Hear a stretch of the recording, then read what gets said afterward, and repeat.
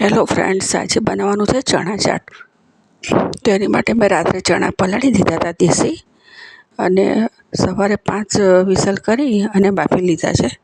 તો આપણે એનો વઘાર કરી લઈએ. તેલ ગરમ થાય એટલે અંદર રાઈ જીરું નાખી, લીમડાના પાન, લીલા મરચાં અને ડુંગળી નાખીને સાંતળી લેવાનું. અને ડુંગળી સતળાય ત્યાં સુધી આપણે ચણા ઉપર મસાલો પણ કરી દેવાનો. અને ચણા ઉપર જે મસાલો કરીએ રેગ્યુલર છે, હળદર, મીઠું, ધાણા જીરું, ખાંડ, લીંબુ અને ગરમ મસાલો નાખી દેવાનો.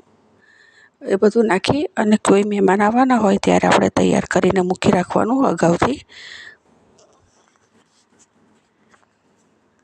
આની ઉપર બધો મસાલો નાખી દેવાનો છે.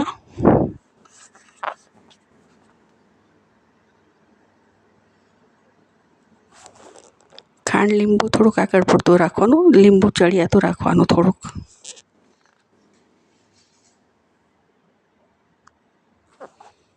ડુંગળીને ધીમા તાપે સાતળશું એટલે બળી ના જાય.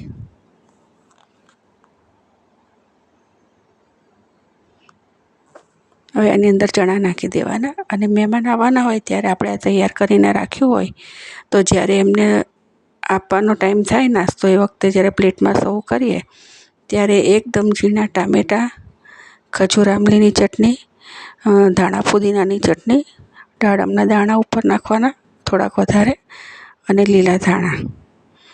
એ જ્યારે આપણે પ્લેટ તૈયાર કરીએ એ વખતે નાખવાનું છે. તો આટલું તૈયાર કરીને જલ્દી આપણે રાખી દઈએ તો એ ટાઈમે આપણનો ટાઈમ વેસ્ટ ના થાય અને ફટાફટ આપણે મહેમાનને નાસ્તો કરાવી શકીએ.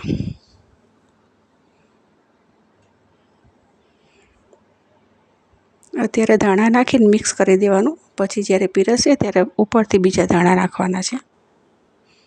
તો તૈયાર છે આપણું ચણા ચાટ. આપણે મળીએ બીજા વિડીયોમાં. જય માતાજી.